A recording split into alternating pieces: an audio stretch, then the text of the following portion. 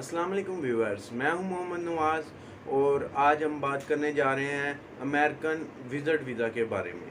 America का visit visa कोई भी पाकिस्तानी किस तरह से हासिल कर सकता है, उसके लिए क्या क्या रिक्वायरमेंट हैं, क्या क्या डॉक्यूमेंट्स चाहिए और इसमें कितना टाइम लगता है, इन सब बातों पे आज हम तफसील के साथ बात करेंगे। तो मैं आपसे कहूँगा कि वीडियो को एंड तक देखें। अस्सलाम वालेकुम व्यूवर्स, मैं हूं मोहम्मद नवाज़ और आज हम बात करने जा रहे हैं अमेरिकन विज़िट वीज़ा के बारे में।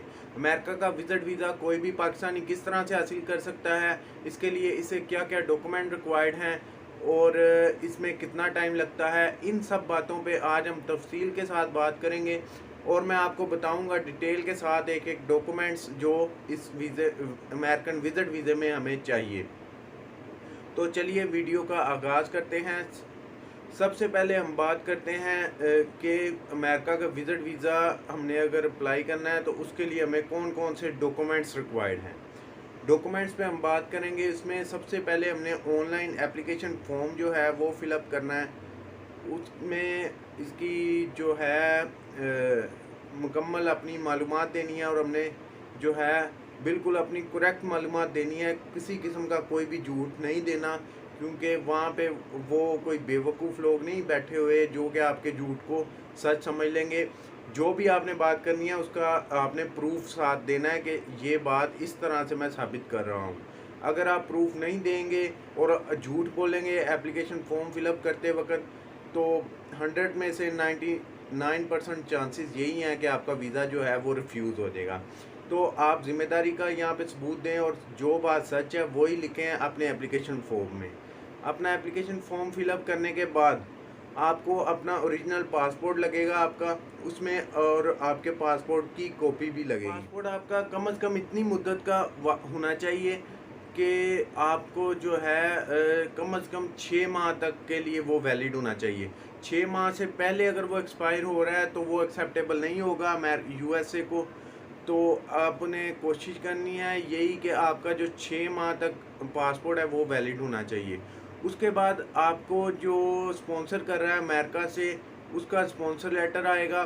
उसके साथ अगर तो वो वहाँ की नेशनैलिटी रखता है तो उसके पासपोर्ट की कॉपी लगेगी साथ। और अगर वो जो आपका स्पॉन्सर है अमेरिका में वो आपका अपना वहाँ की नेशनैलिटी नहीं रखता, तो फिर इसमें वो जिस वीज़े पे वहाँ पे मौजूद है और जो भी उसकी लोकल आईडी है, ग्रीन कार्ड है, वो उसकी तमाम तफसीलात जो हैं वो साथ लगेंगी।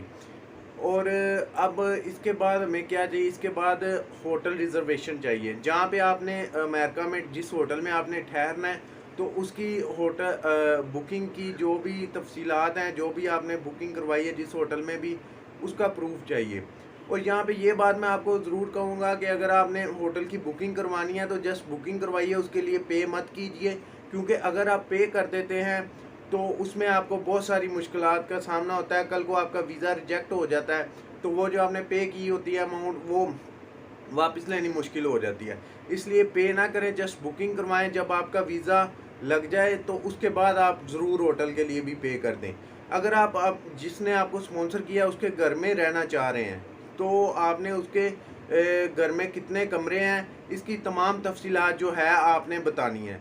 अगर आप इसके बाद हम आ जाते हैं टिकट रिज़र्वेशन की तरफ। टिकट्स जो हैं जहाज़ की जो टिकट है आपने अपनी रिटर्न टिकट बुक करवानी है, यही मैं आपको सुजेस्ट करूँगा।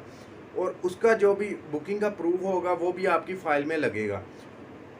अगर आप रिटर्न टिकट बुक करवा लेते हैं लेकिन आपने टिकट्स ख़रीदनी नहीं है, ख़रीदने में और बुक करवाने में फ़र्क है, ये बात आप अपने जहन में समझ लें कि बुक करवाना है आपको एक रिसीट मिल जाएगी। उसके बाद अगर आपका वीज़ा एक्सेप्ट हो जाता है, लग जाता है, तो देन यू पे फॉर योर टिकट्स। तो अब हम इसके बाद आपको चाहिए एनआईसी, आपका अपना शनाख्ती कार्ड लगेगा। और इसमें अगर तो आपके साथ बच्चे ट्रैवल कर रहे हैं तो बच्चों का जो है इसमें बे फॉर्म लगेंगे जो कि नादरा से इशू होंगे। तो इसमें मैरिज सर्टिफिकेट लगेगा। अगर आप शादीशुदा हैं तो मैरिज सर्टिफिकेट जो है वो सर्टिफाइड होना चाहिए नादरा से। अगर वो आपका मैरिज सर्टिफिकेट जो है वो नादरा से सर्टिफाइड नहीं है तो फिर उसकी जो है वो वैल्यू नहीं रहेगी एम्बेसी की नज़र में। इसलिए जब भी आप अपनी फ़ाइल तैयार करें तो उसमें अपना वही निकाहनामा लगाएं जो कि वेरीफाइड हो। इसके बाद आपको बैंक स्टेटमेंट चाहिए होगी। बैंक स्टेटमेंट में आपको कम से कम इतने की अमाउंट आपके बैंक में होनी चाहिए जिसमें आप अपनी टिकट्स का खर्चा, वहाँ पे होटल में रहने का खर्चा, वहाँ पे खाने पीने का खर्चा सब कुछ कवर कर लें। और ये 20 से 30 लाख रुपया जो है आपके अकाउंट में मैं सुजेस्ट करूँगा कि होना चाहिए आपको वीज़ा अप्लाई करने से पहले। तो इसमें अगर आपके पास बैंक स्टेटमेंट नहीं है अपनी, तो आपने अपने किसी रिलेटिव की भी बैंक स्टेटमेंट लगवा सकते हैं उसकी परमिशन के साथ। इसके बाद अगर रिलेटिव की भी नहीं है तो आप इसमें आप अपने किसी दोस्त की भी जो है बैंक स्टेटमेंट यूज़ कर सकते हैं उसकी परमिशन के साथ कि ये वो आपको एक डिक्लेरेशन देगा जिसमें वो कहेगा कि ये बंदे को मैं अपने अकाउंट पे अमेरिका भेज रहा हूँ, इसके जो भी तमाम अखराजात आएंगे वो मैं उठा रहा हूँ। इसके बाद आपने अपनी बैंक स्टेटमेंट में शो ऑफ करना है कि ये जो पैसा आपके पास आया है ये कहाँ से आया। आप कोई बिज़नेस करते हैं या आप कहीं पे जॉब करते हैं? तो पहले अगर आप बिज़नेस करते हैं तो इसमें जो पैसा आपने कमाया है इसमें आपने उसकी तमाम डिटेल बतानी है कि मेरा ये बिज़नेस है, मैं यहाँ से पैसा कमा रहा हूँ और ये पैसा इस तरह से मेरे अकाउंट में आया है और ये बिल्कुल वाइट मनी है, ब्लैक मनी नहीं है। तो उसकी सारी तफसीलात देनी है। लेकिन अगर आप कहीं पे जॉब करते हैं तो जो आपका एम्प्लॉयर है जिसके पास आप जॉब करते हैं उसकी तरफ से एक आपने सर्टिफिकेट जो है लेना है कि मैं वो आपको अप्रूव करे कि जी ये मेरा एम्प्लॉई है और मेरे पास काम कर रहा है और इतनी मैं इसे सैलरी देता हूँ, और वो जितनी आपको सैलरी देता है मंथली वो आपने अपनी जो है बैंक स्टेटमेंट में अप्रूव करनी है कि ये मुझे बैंक पैसा जो है मेरी जॉब से मिल रहा है। इसके साथ साथ अगर आपकी पाकिस्तान में अगर कोई प्रॉपर्टी है तो उस प्रॉपर्टी की तमाम तफसीलात आपने बतानी है कि ये मेरी प्रॉपर्टी है, इधर से मुझे इतनी मंथली इनकम आ रही है, या अगर नहीं भी आ रही तो इसकी इतनी वर्थ है, इतनी वैल्यू है इसकी पाकिस्तानी रुपीज़ में। वो तमाम जितनी भी प्रॉपर्टीज़ आपके नाम पे होंगी पाकिस्तान में, वो उस तमाम प्रॉपर्टीज़ की तफसीलात आपने जो है वो बतानी है।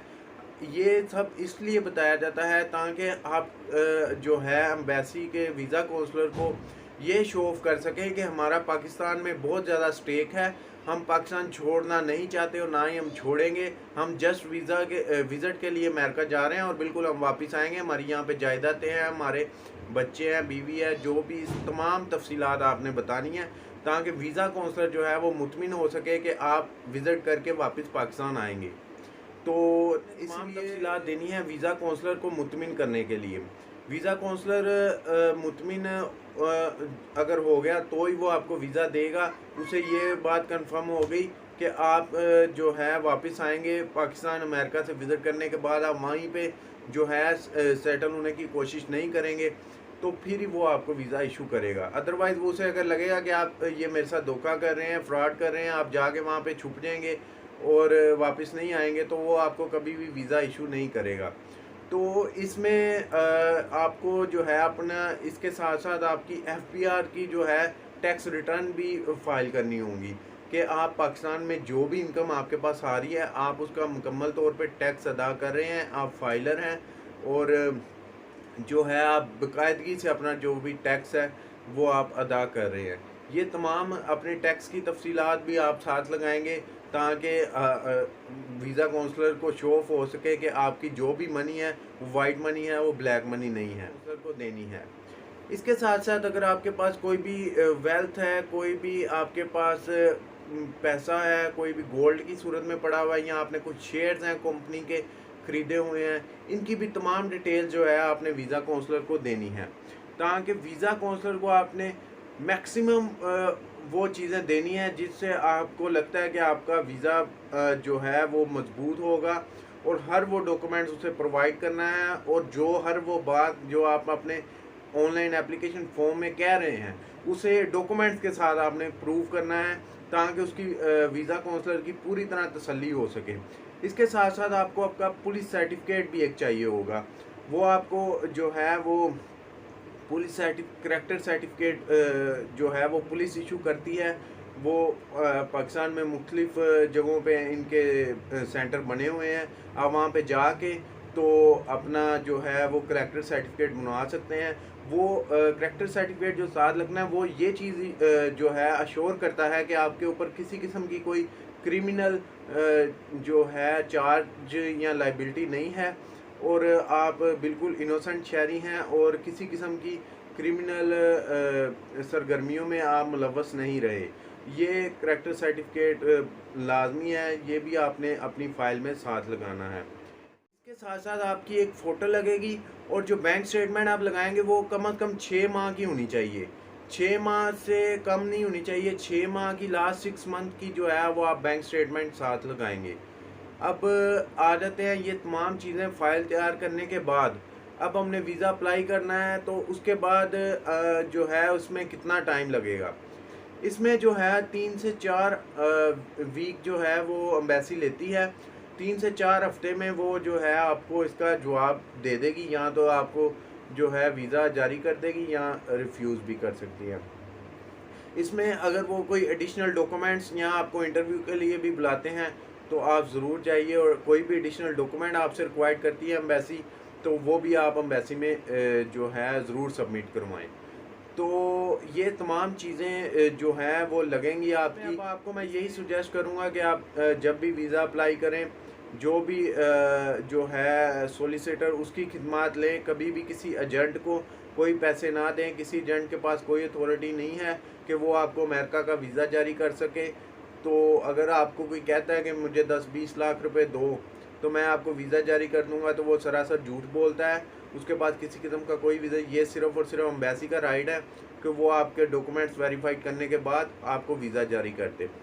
अब इसके साथ अगर आपका वीज़ा इससे पहले कभी भी रिजेक्ट हुआ है तो आपने अपनी रिजेक्शन की जो तमाम तफसील है, रीज़न है, वो ज़रूर मेंशन करनी है आपने कि मेरा वीज़ा पहले रिजेक्ट हो चुका है और इस रीज़न की वजह से हुआ था।